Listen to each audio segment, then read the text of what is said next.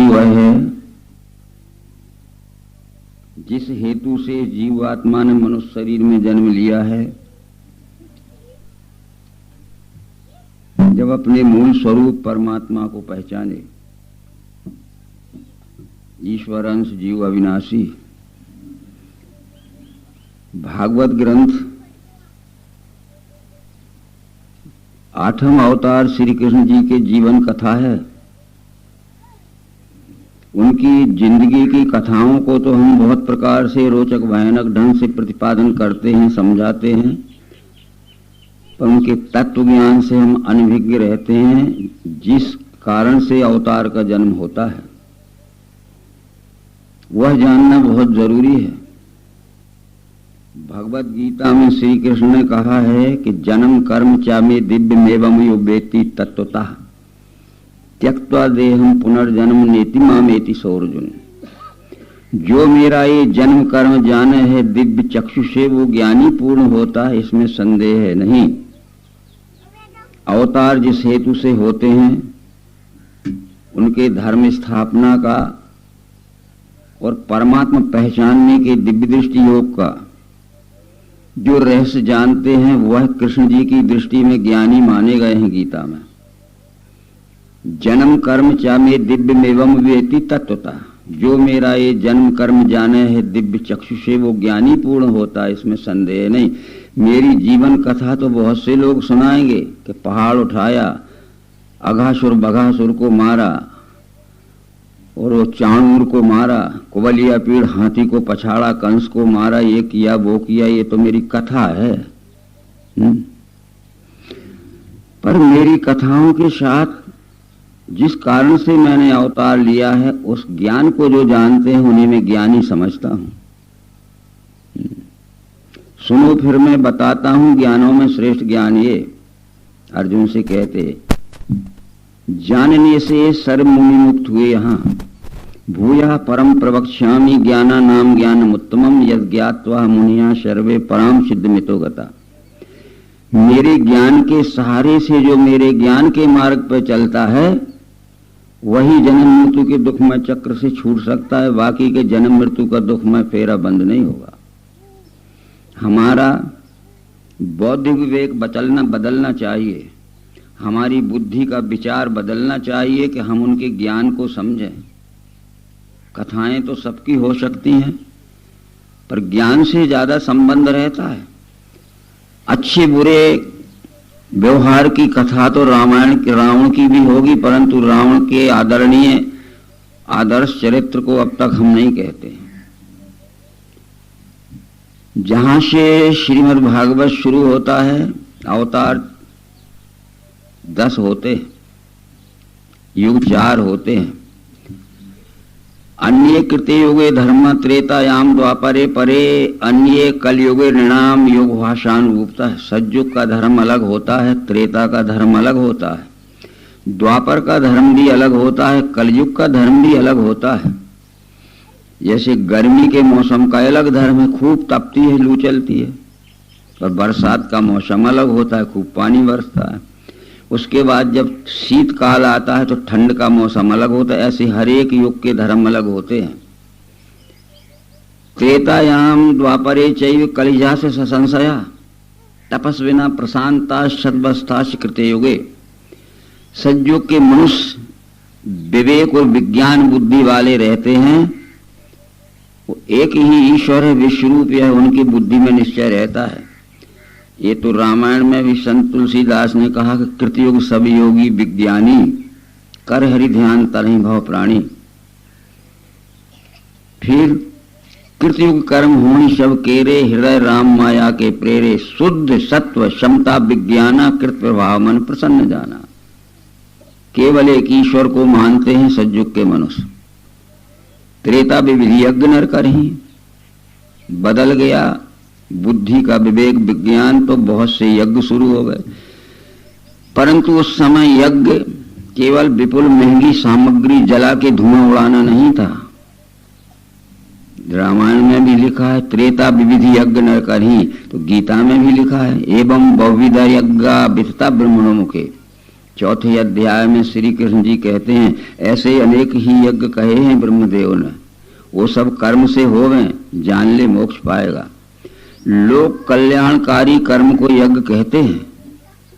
यदि अकाल पड़ गया, लोग भूखों मरने लगे तो अन्नदान यज्ञ करिए, जलाना नहीं।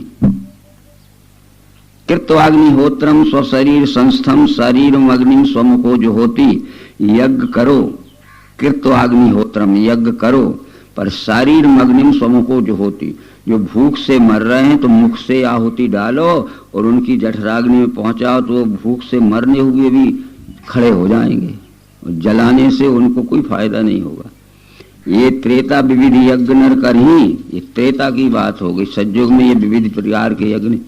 तो गीता में भी श्री कृष्ण जी कहते हैं कि एवं बहुविधा यज्ञ विदता ब्रह्मणों के, ऐसे अनेक ही यज्ञ कहे हैं ब्रह्मदेव ने, वो सब ज्ञान से करना, जान ले मोक्ष पाएगा। द्रव्य के यज्ञ से श्रेष्ठ अर्जुन ज्ञान यज्ञ है। अंत में सब कर्मों का लय है ज्ञान यज्ञ में। एक यज्ञ रूढ़वाद मत बना लेना कि विष्णु महायज्ञ कर रहे हैं, रुद्र महायज्ञ कर रहे हैं, सच्चंडी महायज्ञ कर रहे हैं, गायत्री महायज्ञ कर रहे हैं। ये यज्ञ सतयुग के नहीं है, त्रेता के नहीं है। ये तो अपने अपने मत के स्वार्थ में यज्ञ है। पर जब द्वापर आया तो उसमें लिखा है द्वापर कर रघुपत पद पूजा। केवल पूजा शुरू हो गई, ज्ञान तो छोड़ दिया। ये रामायण में लिखा है द्वापर कर रघुपत पद पूजा, नर भव तरहि उपाय न दूजा। ये तो गीता में भी लिखा है, पुराणों में भी लिखा है कि दृष्टवा मेथामितो नृणाम भज्ञात नात्मनाम नृप त्रेता दिशु हरे रचा क्रियाए कविकृता।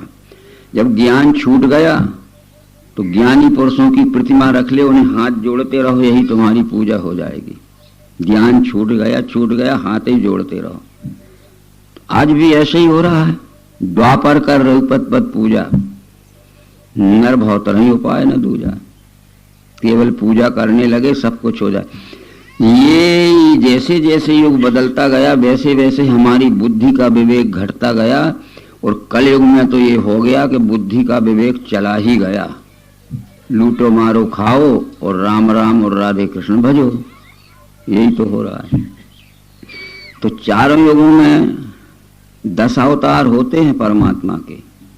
मत्स्य कूर्म वाराह और नरसिंह, ये 4 अवतार सतयुग में होते हैं। ये मत्स्य कूर्म वाराह ये मछली, कछुए और सूकर नहीं थे। मत्स्य कूर्म और वाराह ये क्षत्रियों के कुल के नाम है। मत्स्य कुल के क्षत्रिय अर्जुन का समझी विराट राज था। महाभारत के भीष्म पर्व में लिखा है कि राजा विराट, मत्स्यराज विराट अपने मत्स्यवासियों के सहित पांडवों की सहायता करने के लिए कुरुक्षेत्र के युद्ध में आए थे। मत्स्यराज विराट जी अपने मत्स्य वंशियों के सहित पांडवों की सहायता करने के लिए युद्ध में कुरुक्षेत्र में आए थे, तो मछलियां लेके नहीं आए थे वो। मित्रों, कूर्म जो है वो पानी में पैदा होने वाला कछुआ नहीं है, टॉर्टाइस। कूर्म भी एक क्षत्रियों का वंश है। उस वंश के क्षत्रिय आज भी हमारे यहाँ हैं। उस कूर्म वंश के जो लोग हैं वे अपने को कौशक भी लिखते हैं। होगा शायद यहाँ भी कौशक। और विश्वामित्र ये कौशक थे, कूर्म वंश के क्षत्रिय थे। परशुराम ने कहा था कि कौशक सुनहु मंदे है बालक। हे कौशक यानी विश्वामित्र सुनो, ये लक्ष्मण बड़ा मंद बुद्धि का है, इसको समझाते क्यों नहीं। तो ये कूर्म भी क्षत्रियों का वंश है, जो आजकल उस वंश के कूर्मी लोग हैं। भले ही हमने उनको कुछ मान लिया जाए, परंतु इसके पश्चात भी त्रेता युग में 3 अवतार हुए विश्वरूप परमात्मा, वामन, परशुराम और राम। ये त्रेता में हुए। द्वापर में अकेला कृष्ण अवतार हुआ यमुना के किनारे। जब द्वापर समाप्त हो गया तो ये लिखा है भागवत पुराण में, जिसकी हम कथा प्रारंभ करने वाले हैं। हमें सनातन धर्म का इतिहास देखना पड़ेगा। धर्म के इतिहास से जो बेखबर हो जाएगा तो धीरे धीरे आदमियत को खोके खर हो जाएगा। हम सनातन धर्म के इतिहास से अनजान हो चुके हैं। इसलिए हमने मनुष्य की विवेक बुद्धि खो के खाने पीने के लिए जी रहे हैं, लड़ने झगड़ने के लिए जी रहे हैं, राग द्वेष में जी रहे हैं। ये यादव कुल में थे, उस समय भी यादवों को कुल को हीन मानते थे लोग। वो शिशुपाल, जरासंध, दुर्योधन आदि कहते थे ये तो यादव है, ये तो ग्वाल है, और वो क्षत्रिय थे। ऐसा अनादर हमने कृष्ण जी का भी किया था। परंतु मित्रों, बहुत कम लोग समझ पाते हैं अवतार को, कुछ ही लोगों ने समझा। रामचंद्र जी को भी कुछ ही लोगों ने समझा। बड़े बड़े पूजा पाठ करने वाले बैठे रहे, पर कोल किरात निषाद बानर भालुओं ने समझ लिया, जो किसी पंथ में किसी जात के झगड़े में नहीं बंधे थे। ये सब हम इतिहास पढ़ते हैं। द्वापर जब समाप्त हो गया तो कलयुग शुरू हो गया। तो कलयुग में भागवत पुराण के पहले स्कंद में लिखा है कि जब कलयुग के 5000 वर्ष चले जाएंगे तो कलयुग में भीषण अत्याचार बढ़ेगा, जिसका शब्दों में वर्णन करना संभव नहीं है। तो लिखा है ततः कलौ संप्रवर्ते सम्मोहाय सुरद विषाम बुद्धो नामना आजिनसुत कीटेषु भविष्यति। पहले स्कंद में लिखा है कि जब कलयुग छा जाएगा, सारा ज्ञान नष्ट हो जाएगा, बाप अपनी पुत्री को नहीं पहचानेगा, भाई अपनी बहन को नहीं पहचानेगा, मामा अपनी भांजी को नहीं पहचानेगा, उससे भी बुरा कर्म कर लेंगे। इतना अत्याचार न सतयुग में था, न त्रेता में था, न द्वापर में था, जितना कलयुग में बढ़ जाएगा। तो मनुष्यों की बुद्धि का उन्माद, पागलपन या भ्रम मिटाने के लिए कलयुग के प्रारंभ में परमात्मा का 9वां बुद्ध अवतार नर्मदा किनारे आएगा। भागवत पुराण के पहले स्कंद में देखो, ततः कलौ संप्रवर्ते सम्मोहाय सुरद विषाम बुद्धो नामना अजिनसुत कीटेषु भविष्यति। फिर तीसरे स्कंद में फिर आता है कि वे अवतार आके क्या करेगा। तयोदि तोयम जगतो हिताय यथा यथा वेद पथा पुराणा बाध्येत पाखंड पथई सद्विष तदा भवान सत्व गुणम विभर्ति। जब कलयुग छा जाएगा और पाखंड बढ़ जाएगा, इन्हीं गिने ज्ञानी मिलेंगे कहीं ढूंढे मुश्किल से। तोयोदि तोयम जगतो हिताय यथा यथा वेद पथा पुराणा बाध्येत पाखंड। वेद का सनातन सिद्धांत जब पाखंड के उन्माद से दब जाएगा और पाखंडियों की गिनती बढ़ जाएगी, छल कपट बेईमानी और अनेक प्रकार के दुराचरण, तो उस समय उस पाखंड का निरसन करने के लिए, बुद्धि का भ्रम उन्माद दूर करने के लिए 9वां अवतार नर्मदा किनारे आएगा। ये भविष्य पुराण में लिखा है। स्कंद पुराण के रेवा खंड में, भविष्य पुराण में और वायु और ब्रह्म पुराण में लिखा है कि 5 वर्षेषु विगत कलि भविष्यति नवम बुद्ध रेवा तट जायते मानसेश भी। जब कलयुग के 5000 वर्ष चले जाएंगे, इस मानव जगत में बेहद अत्याचार बढ़ेगा, जिसका शब्दों में वर्णन करना संभव नहीं है। उस बौद्धिक उन्माद को, बौद्धिक पागलपन को, पशु बुद्धि को, जैसे पशुओं में चाहे जैसा व्यवहार होता है, ज्ञान देने के लिए 9वां अवतार नर्मदा किनारे आएगा 5000 वर्ष के बाद। उसके ज्ञान को जो नहीं मानेगा, बहुत समझाएगा, बहुत समझाएगा। उसके बाद 10वां कल्कि अवतार होगा। कल्कि अवतार सजा देने के लिए आएगा। जब सब जग आगे धार है दिव्य दृष्टि, स्वधन श्रुत ही जाने आचरे वे न कष्टी। नर्मधर फांसे पंथ में जो किसी को, तो ध्वज तन कली द्वारा दंड दूंगा उसी को। मैं कल्कि अवतार बन के आऊंगा कि 9वें अवतार में मैंने बहुत समझाया, मान जाओ, बुद्धि का पागलपन, बुद्धि का भ्रम, बुद्धि का पशु व्यवहार सब आदमी की बुद्धि में जियो, नहीं मानोगे तो जब सब जगह आगे धार है दिव्य दृष्टि, स्वधन श्रुत ही जाने आचरण भी न कष्टी। नर्मधर फांसे पंथ में जो किसी को, तो ध्वज तन कली द्वारा दंड दूंगा उसी को। मैं मारने के लिए कल की अवतार बन के आऊंगा। ये चारों युगों का इतिहास है। व्यास जी ने लिखा है, सर्गस्य प्रतिसर्गस्य वंशमन बंतराणी च वंशानुचरितम चैव पुराणम पंचलक्षणम। बस ये 5 बातें उन्होंने पुराणों में लिखी हैं। इसके बाद जो कुछ भी लिखा गया है वो हमने आपने लिखा है, अपने धन कमाने के लिए, पंथ बनाने के लिए, पूजा पाठ कराने के लिए। धर्मार्थ काम मोक्षाणाम उपदेश समन्वितम पूर्ववृत्त कथा युक्त इतिहासम परिचक्षिते। इसके साथ साथ धर्म अर्थ काम और मोक्ष पर पहुंचाने वाला ज्ञान भी लिखा है, जिससे मनुष्य धर्म को समझे और धर्म से धन कमावे, अधर्म से न कमावे, और धर्म से कमाए हुए धन से अपनी सीमित जरूरतों को पूरा करे और मोक्ष का सुख भोगे, दूसरे का लूट के अपने विषय भोग न भोगे। सारा कुछ लिखा है। और ये रामायण में भी उसके ट्रांसलेशन है कि सुन समझई जन मुदित मन मज्जई अति अनुराग लहाई चार फल अच्छा तनु साधु समाज पर। इस ज्ञान को सुने और समझें, अपनी बुद्धि में धारण करें और फिर आचरण में लावें, तो उनको जीवित अवस्था में ही चारों फल मिल जा सकते हैं, धर्म अर्थ काम मोक्ष। खैर, ये हमने युगों का इतिहास आपको बताया। अब भागवत महापुराण जहां से शुरू होता है, महात्म का वर्णन तो नहीं करेंगे, धुंधकारी का और उसका गौकर्ण का वो तो हो गया आपको, वो महात्म है, भागवत से अलग है। परंतु जहां से प्रथम अध्याय लिखा है, व्यास जी ने लिखा है, सुखदेव जी ने व्यास जो अभिमन्यु के पुत्र परीक्षित को सुनाया है, 60 वर्ष की उम्र में सुनाया है। तो पहले व्यास जी भागवत पुराण के पहले स्कंद में लिखते हैं, पहले स्कंद के पांचवें स्कंद के पहले अध्याय के 12वें श्लोक में लिखते हैं, वो नोट करके देख लेना।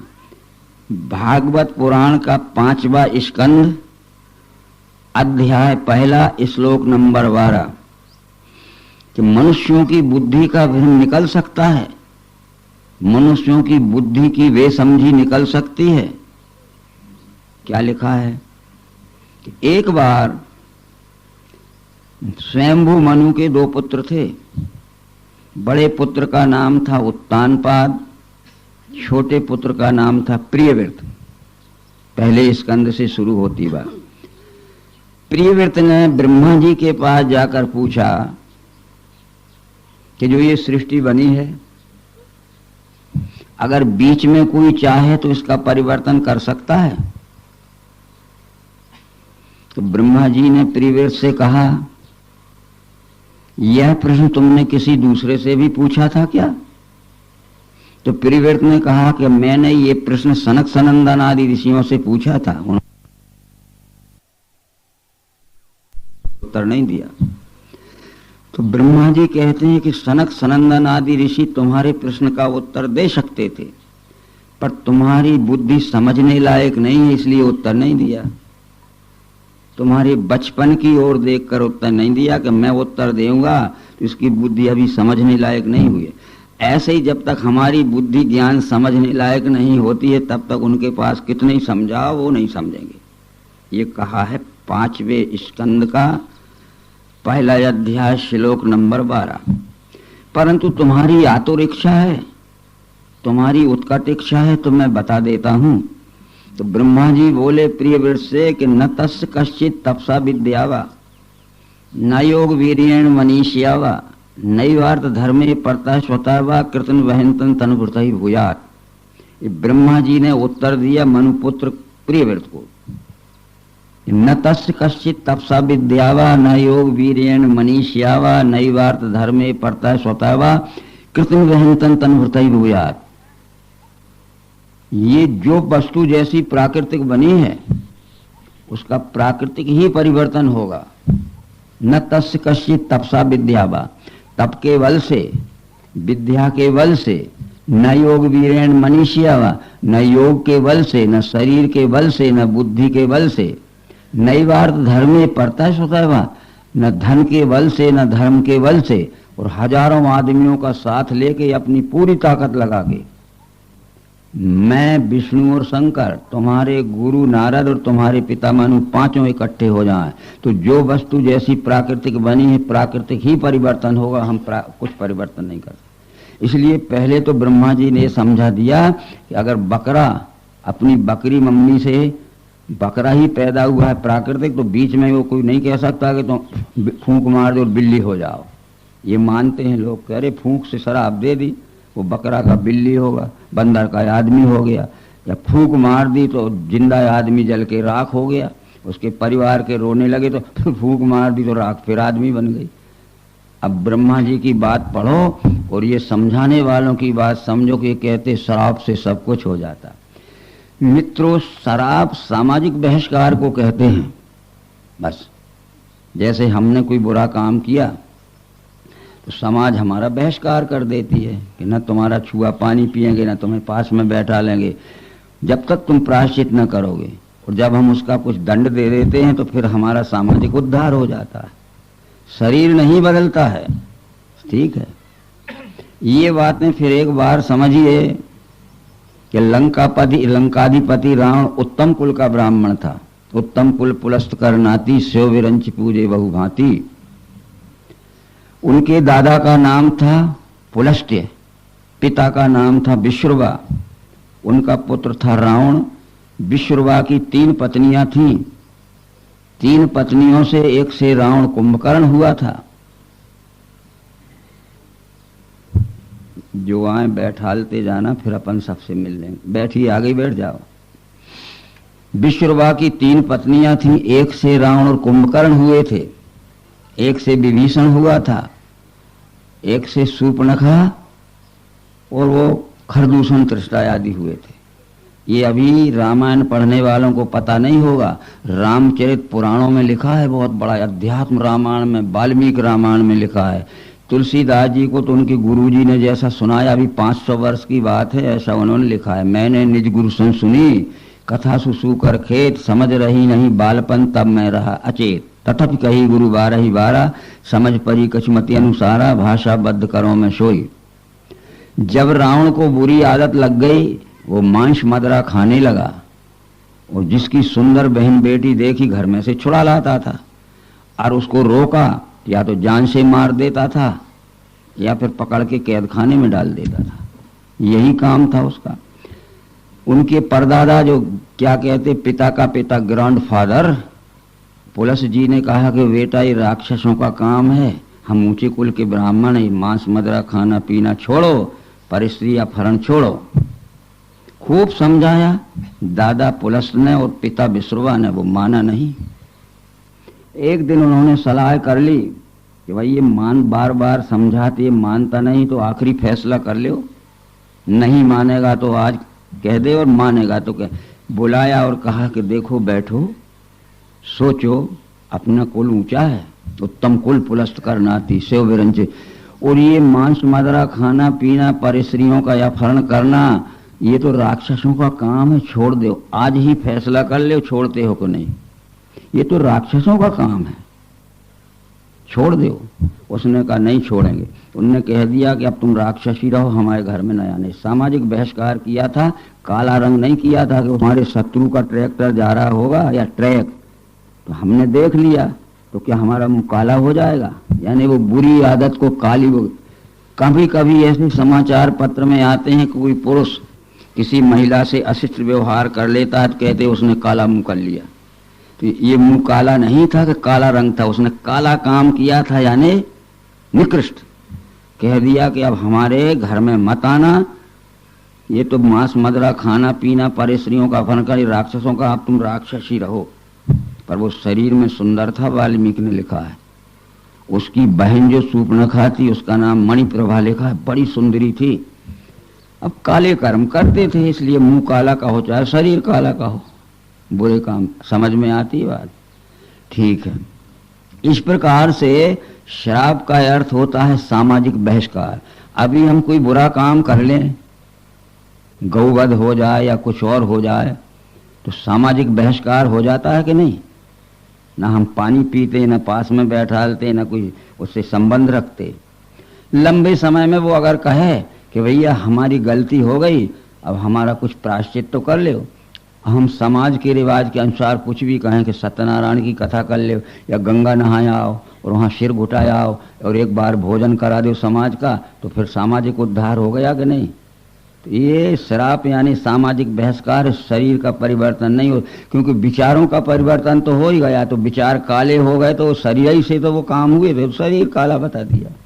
बहुत गहरी समझे हैं ये आदमी की बुद्धि। जो हमने कहा कि ब्रह्मा जी ने कहा कि तप के बल से, विद्या के बल से, योग के बल से शरीर के बल से, बुद्धि के बल से, धन के बल से, धर्म के बल से, और हजारों लोगों का साथ लेके और अपनी पूरी ताकत लगा के मैं, विष्णु, शंकर, तीन, तुम्हारे गुरु नारद और तुम्हारे पिता मनु, ये पांचों इकट्ठे हो जाएं तो जो वस्तु जैसी प्राकृतिक बनी है प्राकृतिक ही परिवर्तन होगा। ये भागवत रखी।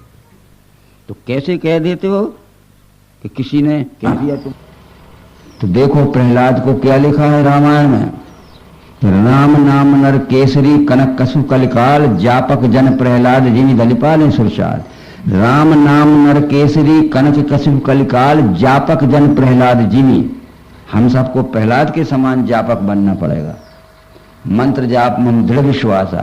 जब विश्व रूप का निश्चय हो गया तो हमें दृढ़ विश्वास हो गया, कितना ही बड़ा लोभ मिले, कितना ही बड़ा भय मिले, हम अपने सिद्धांत को न छोड़ें। तो कितना बड़ा लोभ मिल रहा था प्रहलाद को कि मुझे ईश्वर कह दे तो सारा राज दे देऊंगा। तो प्रहलाद ने कहा कि पिताजी, एक व्यक्ति ईश्वर नहीं हो सकता, और मुझे ईश्वर नहीं कहे तो जान से मार दूंगा। तो भी प्रहलाद ने जान के मरने के डर से भी नहीं कहा। ये प्रहलाद ने विष्णु पुराण में लिखा है, जहां प्रहलाद नरसिंह भगवान का और हिरण्यकश्यप का प्रसंग आता है। वायु ब्रह्म पुराण में लिखा है कि हिरण्यकश्यप क्या लिखा है कि न शब्द गोचरम यस्य योगी देहम परम पदम यतो यच्च स्वयं विश्वम स विष्णु परमेश्वर। पिताजी, शब्दों में कहने से दर्शन नहीं होता है। न शब्द गोचरम यस्य, प्रत्यक्ष दिखाने और देखने पर दर्शन होता है। यतो यच्च स्वयं विश्वम स विष्णु परमेश्वर। ये स्वयंभू विश्वरूप जो दिख रहा है विश्वरूप ही परमात्मा है। तब वो विश्वरूप परमात्मा की जान पहचान कर भक्ति कर रहा था। जा का अर्थ है जानना, पा का अर्थ है पहचानना, का अर्थ करना। तो दृढ़ विश्वास हो गया। वो मृत्यु के डरने से, राज के लोभ से भी उसने हिरण्यकश्यप को नहीं कहा कि आप ईश्वर हो। ये दिव्य दृष्टि किसने दी थी प्रहलाद को? हम कूर्म पुराण, मत्स्य पुराण, नरसिंह पुराण देखें। हिरण्यकश्यप पुत्र प्रहलाद नाम पुण्यवान दिव्येन चक्षुषा सिंगम पश्यत देव भागतम। हिरण्यकश्यप के पुण्यवान पुत्र प्रहलाद को नरसिंह भगवान ने दिव्य दृष्टि देकर विश्वरूप दर्शन कराया था। तब उसमें लिखा है कि प्रहलाद अपने पिता हिरण्यकश्यप से कह रहा था न शब्द गोचरम यस्य।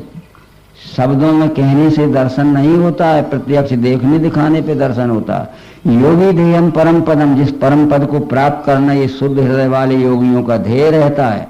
यतो यच्च स्वयं विश्वम, ये जो स्वयंभू विश्वरूप दिख रहा है ये विश्वरूप ही परमेश्वर है। इतना निश्चय हो गया था तो मृत्यु के डर से और राज के लोभ से भी उसने ईश्वर नहीं कहा हिरण्यकश्यप को। इतना निश्चय हो जाता है। अब ये तो बताया नहीं। विष्णु पुराण को एक बार देखिए, बाजार में मिलता है, जो भागवत से बहुत पहले बना है। अब इसमें लिखा है कि न दिन को मरूं न रात को मरूं, न ऊपर मरूं न नीचे मरूं, न भीतर मरूं न बाहर मरूं, न किसी हथियार से मरूं। तो वो सब गढ़ंत कथा बढ़ती गई। उसमें तो इतना ही लिखा है कि जब हिरण्यकश्यप ने घोषणा कर दी, विष्णु पुराण की बात कह रहा हूं, कि अगर कल मेरी बात नहीं मानी तो तुझे जान से मार दूंगा, तो हाहाकार मच गया राजभर में। उसके समवयस्क मित्र थे, समान उम्र के जवान मित्र थे, वो इकट्ठे हो गए कि कल हमारा मित्र मारा जाएगा तो नौबत हमारे ऊपर आएगी, और हमारे देखते हुए हमारा मित्र मारा गया तो हमारी जिंदगी को धिक्कार है। एक हिम्मतवर ने, दमंग, सूरवीर, हिम्मतवर, बहादुर व्यक्ति ने आके कहा हिरण्यकश्यप से कि मैं आपसे कुछ कहना चाहता हूं। क्या कहना चाहते हो? ये कहना चाहता हूं कि मनुष्य अपने अज्ञान पर, अभिमान पर भी कभी विचार करता है कि दूसरे के ऊपर ही दोषारोपण करता है। आज आपको अपने अज्ञान और अभिमान पर विचार करना है, नहीं तो नौबत प्रहलाद पे नहीं आएगी, आप पे आ सकती। उसने देखा कि 20 जवान खड़े हैं उसके मित्र, ऐसा न होगा कि मचल दें। तो उसने कहा कि मेरे पुत्र को बुला दो। पुत्र को बुला दिया गया। हिरण्यकश्यप ने गोदी में बैठा लिया, हाथ फेर रहा है कि पुत्र, मैंने तुझे बहुत कष्ट पहुंचाया, भूल जाना। तो प्रहलाद बोला कि पिताजी अभिमान में और अज्ञान में क्या क्या बुरे कर्म नहीं करता, मैं तो भूल गया। नरसिंहपुरा उसमें विष्णु पुराण में लिखा कि पिता पुत्र दोनों मिलके रहने लगे। अब यहाँ चीर डाला, फाड़ डाला। उसका मतलब है कि उसके अभिमान को धमकी दे के चीर फाड़ डाला। आज आपको अपने अज्ञान अभिमान पर विचार करना है तो नौबत प्रहलाद पे नहीं आएगी, आपके ऊपर आएगी। डर गया वो, अभिमान को चीर फाड़ डाला और शरीर की फोटो बना के बता दिया कि वो नरसिंह चीर फाड़ रहा है। ये कथाएं बढ़ती गई, बात का बतंगा बढ़ता गया। ये कहावतें रहती हैं, इसलिए 5000 श्लोक का भागवत 18,000 श्लोक में बढ़ गया। क्या रहते हैं, जो पंखे का कौआ एक कहावत होती है ना। एक सेठ जी थे, वो अपना हिसाब किताब जोड़ रहे थे और बैलेंस निकाल रहे थे अपने रजिस्टर में, परंतु थोड़ा रह गया था और उनको जोर से हादत हुई टट्टी की। तो वो जोड़ जोड़ के जल्दी उठे और उठे दौड़ लेके आम के झाड़ के नीचे बैठ गए जल्दी में। और जब वो शौच साफ करने लगे तो उनके टट्टी के नीचे एक पंखा पड़ा था कौए का। अरे उनने देखा कि ये पड़ा तो नहीं था, कहाँ से आ गया। पर उनने सोचा कि झाड़ पे कौए बैठते, हो सकता है कौए का हो। पर उन्हें सदमा रहा ये कि अरे पहले तो नहीं था, कहाँ से आ गया। तो इतनी बात उनने अपनी आके सेठानी से कही कि ऐसा लगता है कि आज मैं अपनी टट्टी में एक छोटा सा कौए का पंख गया हूं, पर कौए तो झाड़ पे भी बैठते, उनका भी हो सकता है। इतनी बात कही थी। वो सेठानी जी ने नौकरानी से कही कि आज हमारे सेठ जी एक कौआ टट्टी में गए, देखो पंखे का कौआ बनाया। नौकरानी जब मोहल्ले में गई तो वो अपने मोहल्ले में कहती कि आज हमारे सेठ जी 5 कौए गए हैं टट्टी में। और फिर यहाँ से गोंदरी में और तुम्हारे दूसरे गाँव सेठ जी 100 कौए रोज हगते।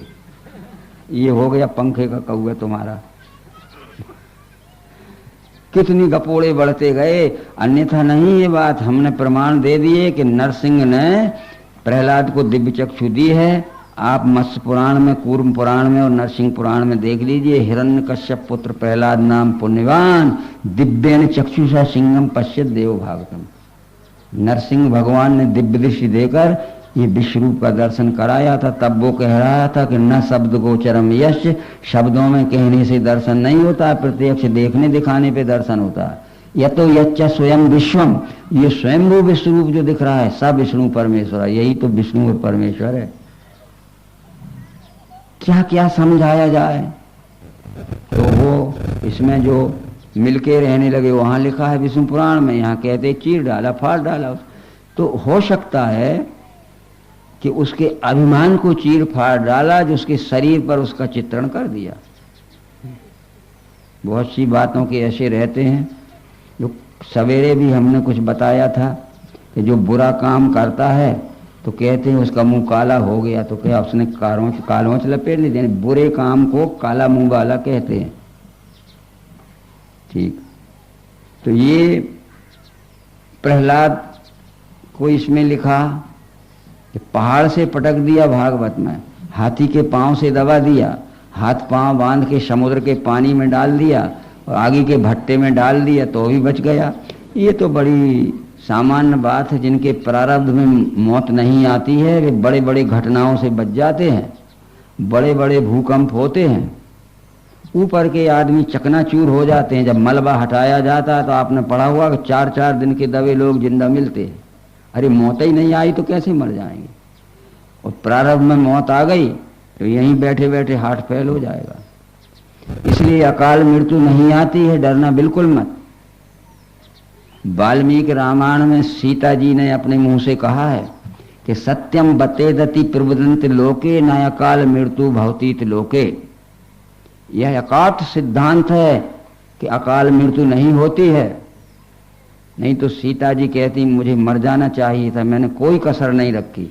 कभी कभी अपनी साड़ी में गला बांध के घोंटना चाहा तो बच गई, कभी कभी आग लगा के साड़ी में जलना चाहा बची, पत्थर पे मूड़ मार के मरना चाहा पर बच गई।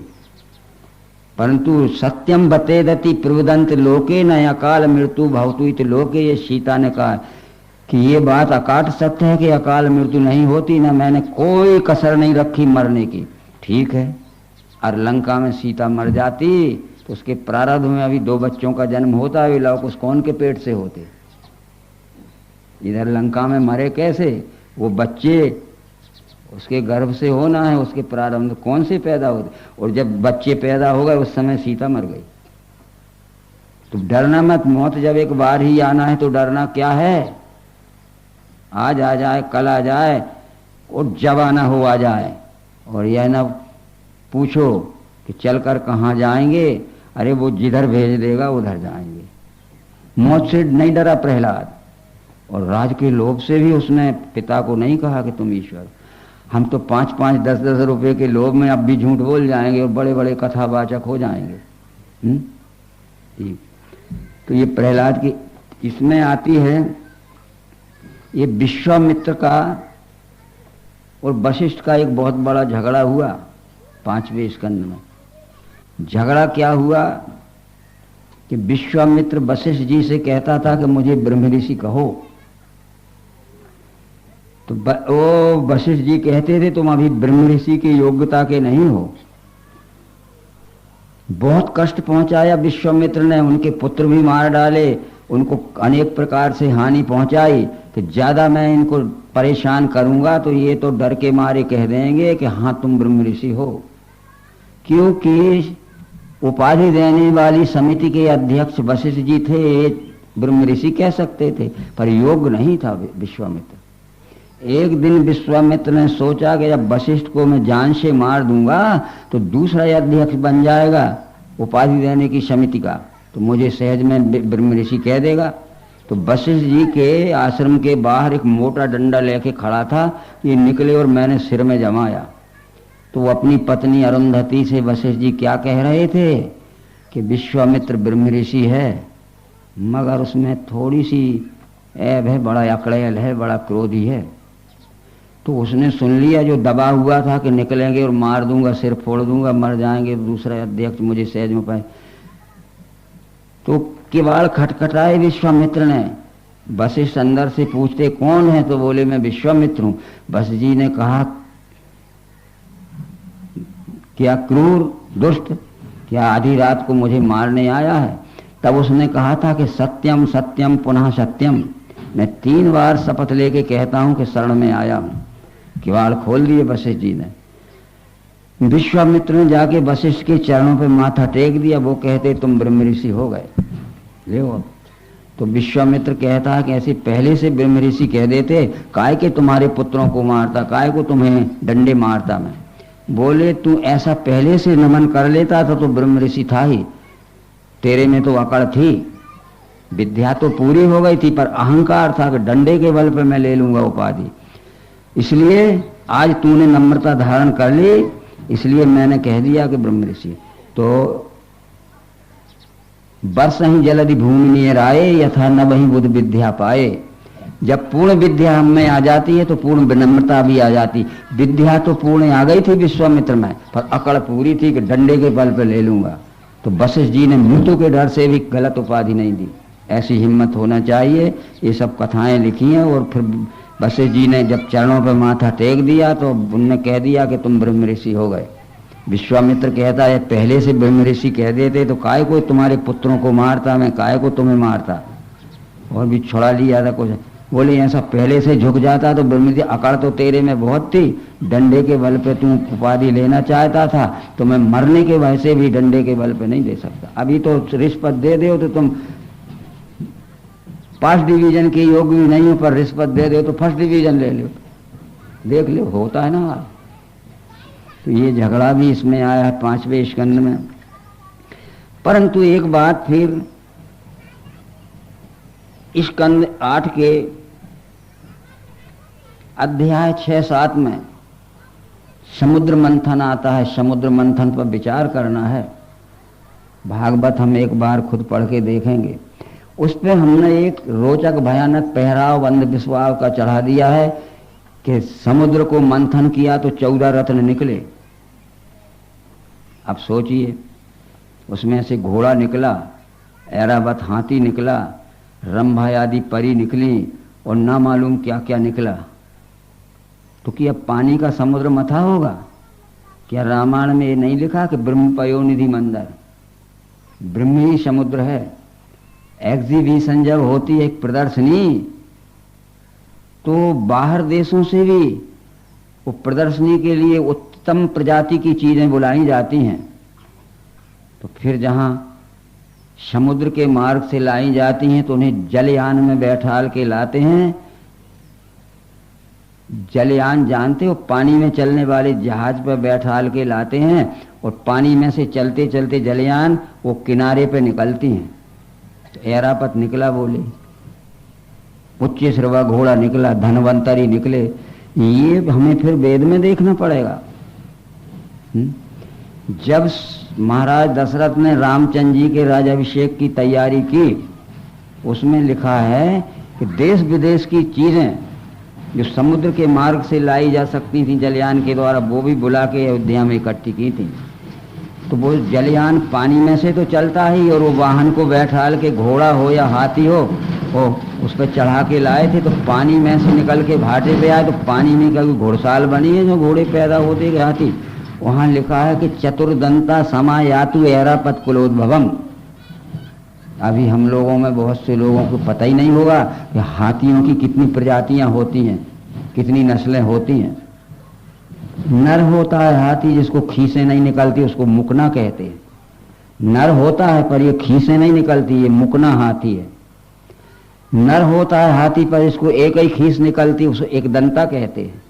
नर होता है हाथी, उसको दो खीसें निकलती, वो दो दंता होता है। पर चतुर्दंता समायातु ऐरावत कुलोद्भवम, जो सफेद रंग का होता है, ऐरापत नस्ल का हाथी है, जिसको चार खीसें होती हैं, दो निकलती हैं और एक एक में से दो दो फिर आगे हो जाती हैं, जैसे सामर के सींग होते। तो विदेश से समुद्र मार्ग से लाया गया था वो चतुर्दंता समायातु ऐरावत कुलोद्भवम। और श्याम रंग समायातु कामधेनु समोद्भवम। और श्याम रंग की थी, पर्याप्त दूध देती थी और काफी सीधरी गाय थी। वो विदेश से बुलाई गई थी पानी के मार्ग से, जलयान से। पानी में से निकल के जलयान से किनारे आई, फिर पानी में से निकली। बस सब पानी में पैदा होते थे, गायें भी और हाथी भी, घोड़े भी। अभी हमारे देश में जर्सी नस्ल की जो गाय आई है, बहुत से लोगों को पता नहीं होगा कि कहां से आई और कैसे आई। ये आकाश से आई है। इसकी प्रजाति हॉलैंड देश में और नॉर्वे देश में हुई थी, जो उत्तरी ध्रुव के किनारे है। ये भारत में जब बुलाई गई थी तो हवाई जहाज पे बैठाल के और आकाश के मार्ग से ला के भारत की भूमि में उतरी थी। तो आकाश से आई थी तो क्या वो तो कोई गौशाला बनी है? बड़ा अंधेर होता गया भैया। और तुमने एमएससी भी पढ़ी है और बीएससी पढ़ी, मास्टर ऑफ साइंस हो गए, और बताओ तो क्या पढ़ रहे हो तुम? ये आयुर्वेद में बृहत्तरी ग्रंथ है, चरक सुसुर भक्त, क्योंकि मैंने भी डॉक्टरी की है। हमारे देश में चिकित्सा विज्ञान नहीं था। संक्रामक रोग होते थे, जो टिटेनिस होता है, धनुष्टंकार, जो कालरा होता है, जो प्लेग होती, कोई दवाई नहीं थी। तो एक देवालय पे हमें देवी बैठा लेते, हे देवी मेरे इस रोगी को अच्छा कर देना, मैं जवारे रखूंगा, मैं कन्या जो आऊंगा ये करूंगा वो करूंगा। मर जाते थे। परंतु कुछ समय के बाद कुछ बुद्धिमानों ने सोचा ये तो संक्रामक रोग हैं, हमारे देश में चिकित्सा विज्ञान नहीं है। इसलिए भरद्वाज वंशज एक व्यक्ति भारत से स्वर्ग को भेजा गया। तो उसमें लिखा है हिमालय पृष्ठभूमि स्वर्ग। हिमालय के पार की भूमि जो है मध्य एशिया, वो कला कौशल संपन्न देश से तो चिकित्सा विज्ञान सीखने के लिए भरद्वाज वंशज एक व्यक्ति स्वर्ग को भेजा गया। तो स्वर्ग का मतलब वहां आकाश में नहीं, हिमालय पृष्ठभूमि स्वर्ग है। हिमालय के पार की पहली तरफ की भूमि, इसे पहले हम कुछ भी कहते हो कि मध्य एशिया, कला कौशल संपन्न था।